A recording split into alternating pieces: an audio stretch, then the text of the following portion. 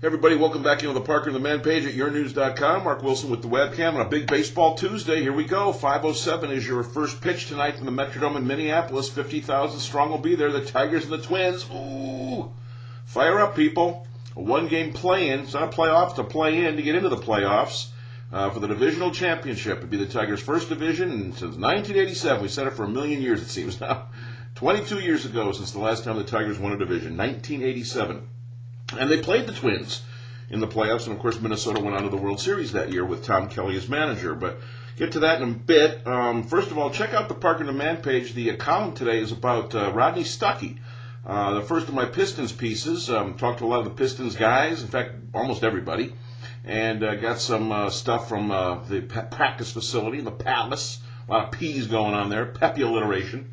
Rodney Stuckey, though, is first up because he's the point guard. And John Kuester is an old point guard himself, the new Pistons coach, and he's going to rely heavily on Stuck. Is Stuck the point guard for the Pistons' future? I guess this will be a year we find out. You know, last year was tough for him. It was tough for the entire Pistons team. Most of the guys called it chaotic or crazy. What went on with the Michael Curry thing and Allen Iverson. Those guys are both gone. And now Stuck has a chance, because last, remember, he took over the spot when Chauncey Billups was traded for Iverson about the first week of the season. Never had a chance to really settle into practice. He had an off season where he got away from basketball this year, and came back into town and practiced a little bit and got worked out with Arnie Kander, the longtime trainer, training facility guy, along with Mike Abdenauer. Abby's been there forever. Two good guys in the room, though. 18 years for Arnie Kander. He really worked hard with Rodney Stuckey to get Stuck more into NBA shape. So that's what the piece is about, Rodney Stuckey. And the first exhibition game. Pistons played the Miami Heat, beat them 87-83.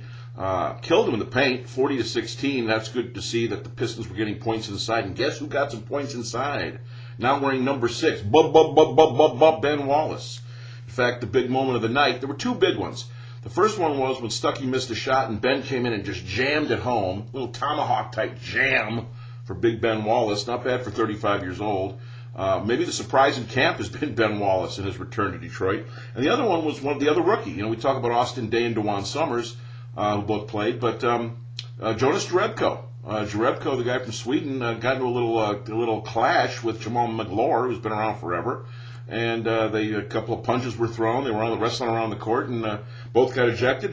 Might get fines and suspensions, but good for Jerebko. You don't want to see guys necessarily go into fights, but shows Jerebko's got a little fight to the game, which is good. It's what you want to see from a rookie player early on, especially a guy who you're expecting to bang inside. So the exhibition opener goes to the Pistons over the Miami Heat. And another interesting part of the Pistons right now in camp is Maceo Baston, who played at Michigan like 100 years ago, it seems.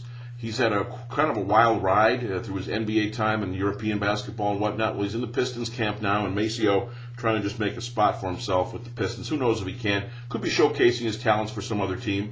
He's played with Toronto and Indiana in the NBA, and all of a sudden he shows up in Detroit after playing years ago at the University of Michigan. So there you go. You got that. The 5:07 first pitch tonight, Tigers and Twins, the Miguel Cabrera story, the alleged assault with his wife, some of the things happening in Birmingham over the weekend with Carlos Quentin of the White Sox. People saw Cabrera out and about. Be careful about the rumors you hear. People like to embellish those things, like to think they saw more than they really did. So I'm careful when I hear someone tell me, yeah, I saw Cabrera at the Townsend, or I saw Cabrera down on Old Woodward. I'm very careful about that stuff. I've heard it through the news game many, many years, and most of those rumors tend to be exaggerated. So I got to be careful what you hear about Cabrera. But he did go 0-for-11 against the White Sox, and he has to take care of other business. The guy did spend time in jail, and Dave Dombrowski had to get him out. So it is a story, it is a thing, and Jim Leyland didn't want to address it. I can certainly understand that. He's got a game to win tonight against the Twins, and eventually this will have to be addressed at some point because there is probably some legal matters to take care of here. David Wells on Jimmy Fallon had some words about the Tigers when he played for the Tigers, the former pitcher, and when he was talking about the game from tonight. He's an analyst now for TBS, and David Wells told a pretty cool story about not being all there, not being with it when he pitched that perfect game against the Twins back in, 98? Because he happened to be out the night before with Jimmy Fallon. So Fallon brought it up, and Wells had to address it. It was on his show last night. Brett Favre, awesome in the win for the Vikings over the Packers. He'll be 40 this Saturday, and he continues to amaze.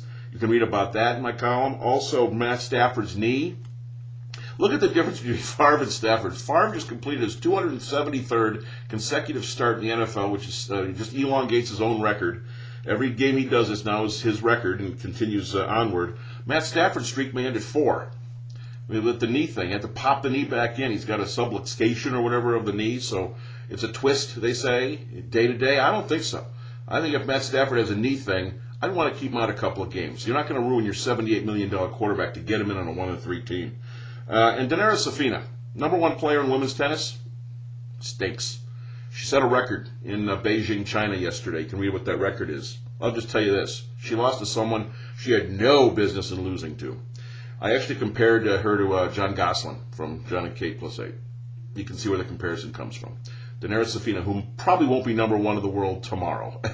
She just keeps losing the no-names. Anyhow, there you go. Rodney, Stuckey, our first of our many Pistons pieces. If you're a Pistons fan, you're going to want to be at yournews.com.